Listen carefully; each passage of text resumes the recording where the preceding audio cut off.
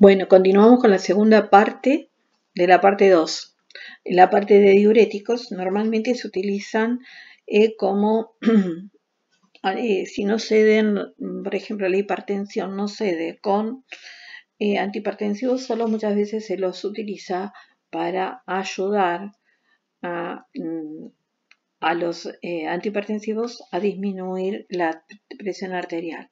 ¿Cómo lo hacen los diuréticos? Bueno, los diuréticos son fármacos que van a actuar estimulando la formación de volumen de orina, ¿sí? Aumentando la excreción de agua, de sodio, de potasio, de cloruro. Y bueno, cada diurético va a tener una actuación, un mecanismo de acción diferente según la parte de nefrona donde esté actuando de estos túbulos, ¿sí? Tienen acá para poder ver cómo es la nefrona, si no recuerdan, y dónde están actuando los distintos tipos de diuréticos.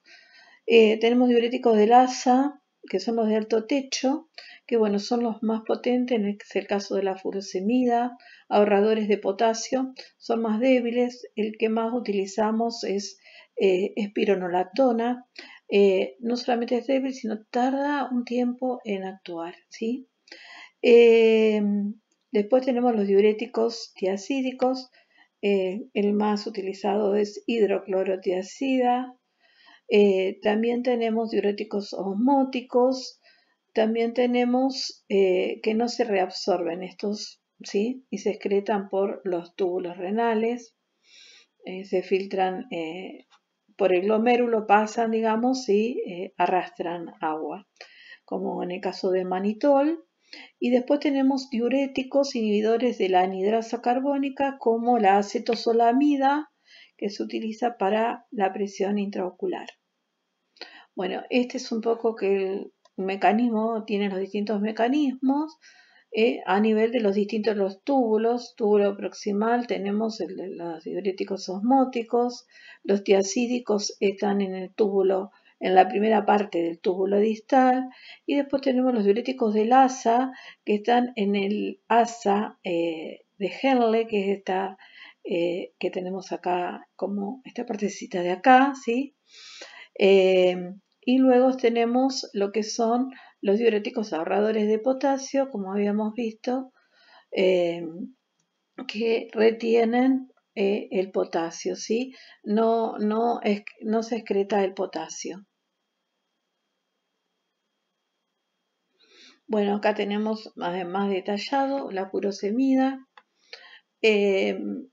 Actúa en el sistema a la altura de los túbulos del asa de Henle y no deja que se produce la resorción de agua, de sodio, de potasio y de cloruro, y esto va a hacer que al disminuir con la eliminación, no solo eliminamos agua, sino también estos electrolitos, y esto va a hacer que la presión arterial disminuya, ¿sí? Es muy potente, ¿sí?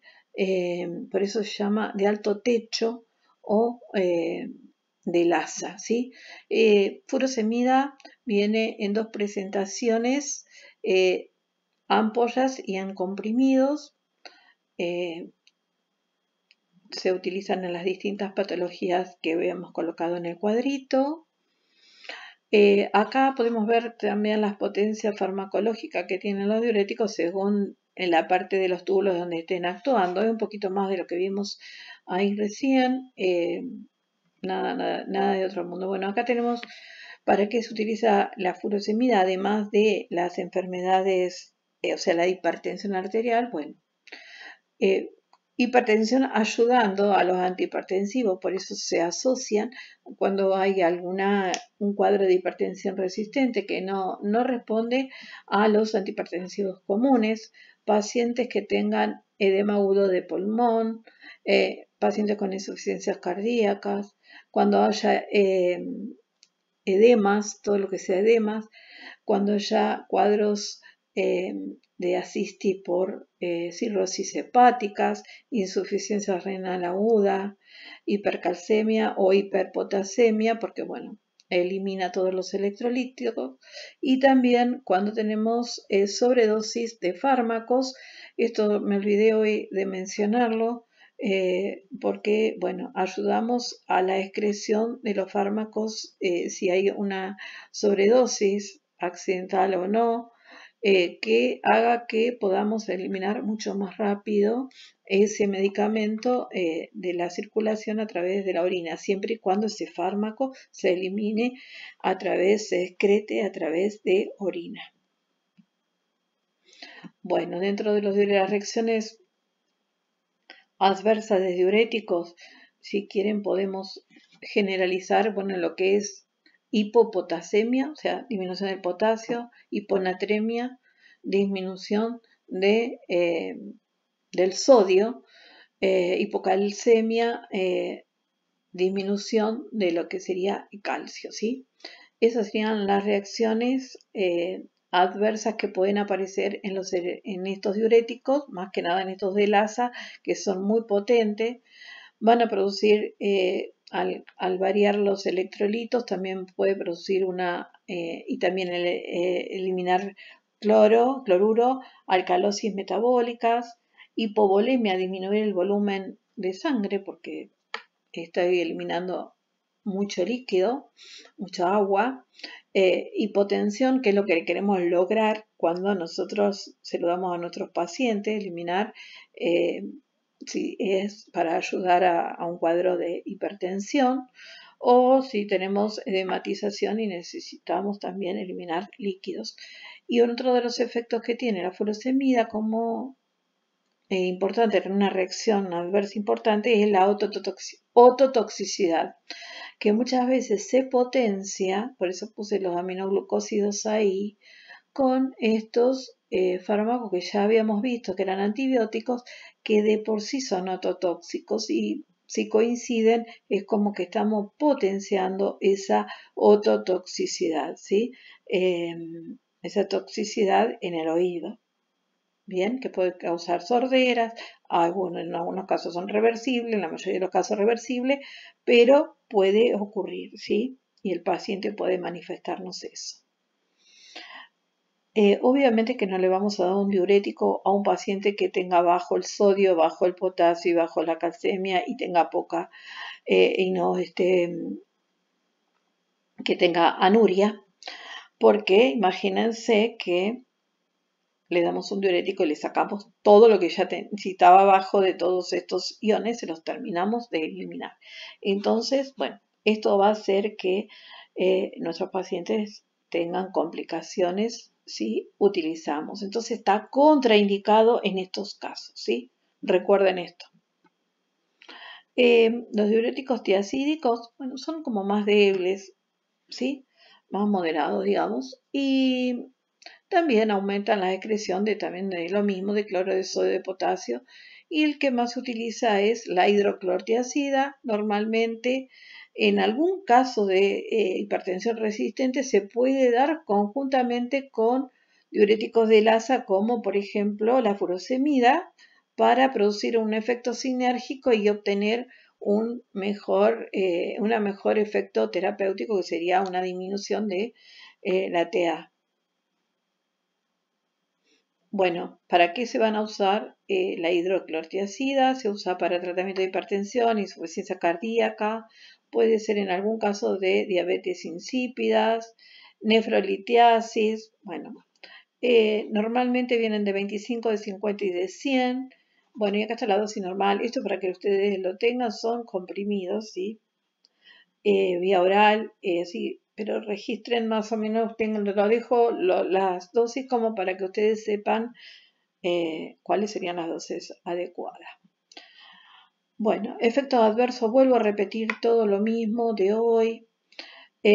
Las contraindicaciones muy parecidas, o sea, las reacciones adversas, hipopotasemia, hiponatremia, puede producir hiperglucemia, eso tengan en cuenta, hiperuricemia, ¿sí? Gota e insuficiencia renal. Aumenta el ácido úrico, por lo cual puede producir estas gotas o la insuficiencia renal aguda. Bueno, acetozolamida era un inhibidor diurético, inhibidor de la anhidrasa carbónica. Normalmente lo usamos en pacientes con glaucoma para disminuir la presión intraocular. Y bueno, se usa también para algunos otros casos, como por ejemplo la alcalosis metabólica, la enfermedad aguda de mal de las montañas, mal de las alturas, que debido a la presión atmosférica disminuye la formación de líquido cefalorraquídeo, y eso, bueno, afecta.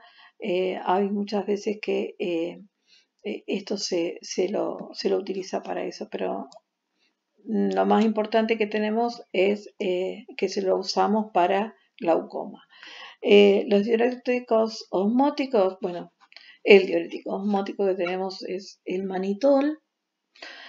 Aumenta la excreción urinaria de casi todos los electrolitos que hemos nombrado hasta recién, pero acá tenemos más, aparte del sodio, el potasio, el calcio, el magnesio, el cloruro, el bicarbonato, el fosfato, también es muy potente y es el único que se administra únicamente por vía intravenosa. Lo podemos usar para una insuficiencia renal aguda, para una hipertensión intracraneal, para tratamientos de edemas craneales y para hipertensión intraocular. Bueno, pero ya tenemos que tener nuestro paciente internado para la intraocular. Pero bueno, hipertensión craneal o tratamiento de edemas craneales, es muy normal que se utilice el manitol.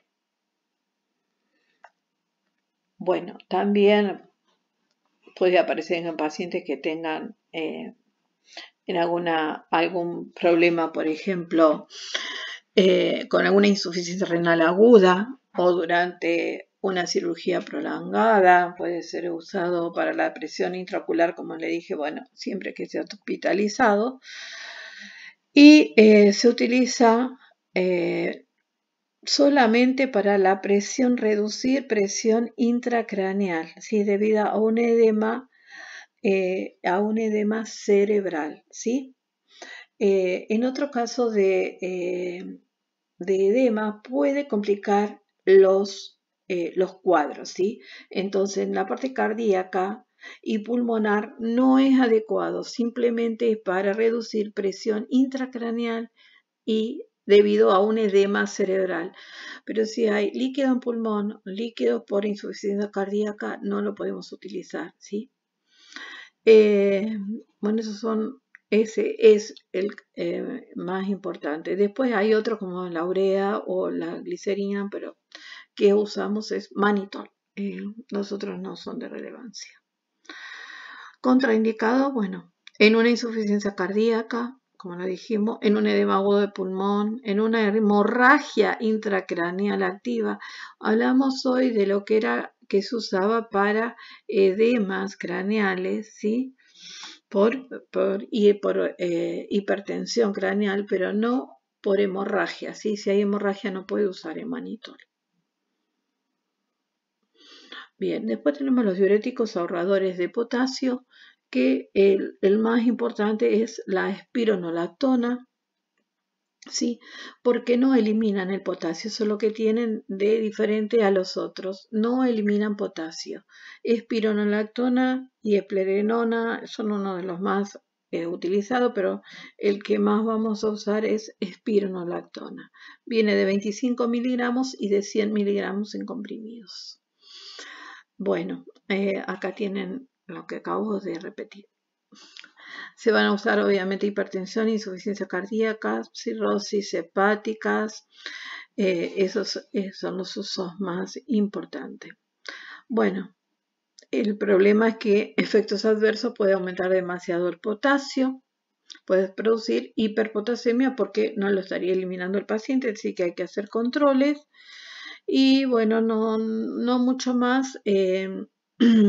Puede producir ginecoplastía, es muy raro, pero bueno, en los hombres que tomen espironolactona significa que pueden tener crecimiento de mama, pueden tener impotencia sexual, hipertrofia prostática.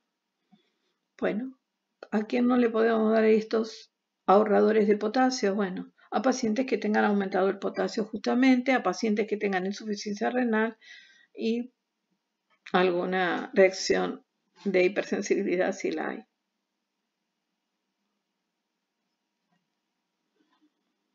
Bueno, voy a continuar con la pregunta, esta ya la habíamos en la clase la respondimos, así que recuerden que se trata de que sean horarios de la mañana para que el paciente pueda tener un buen descanso.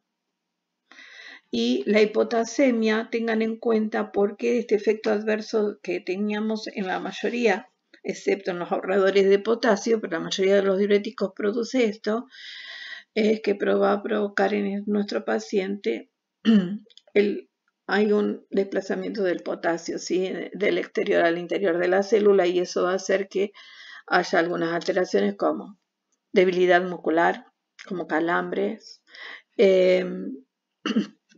puede haber hipoventilación e hipotensión, puede haber arritmias y como hay que controlarla, como habíamos visto, el tema de las arritmias por hipopotasemia se va a controlar con cloruro de potasio intravenoso, ¿sí?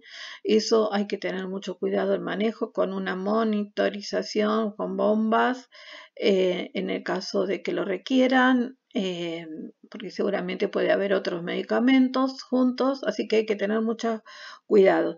Las arritmias por hipopotasemia se corrigen con cloruro de potasio intravenoso, ¿sí? Pero eso, bueno, bajo siempre supervisión médica, obviamente. Vamos a encontrar muchas veces que tenemos este cloruro de potasio en los pacientes que sufren de hipopotasemia, están agregados a solución fisiológica dentro de la hidratación parenteral que le vamos a hacer a nuestro paciente, ya tiene agregado lo que es el potasio, ¿sí? Para recuperar ese cloruro de potasio, ese potasio perdido o porque tenga una deficiencia por algún de este electrolito, y bueno, necesitamos que tengan los valores normales.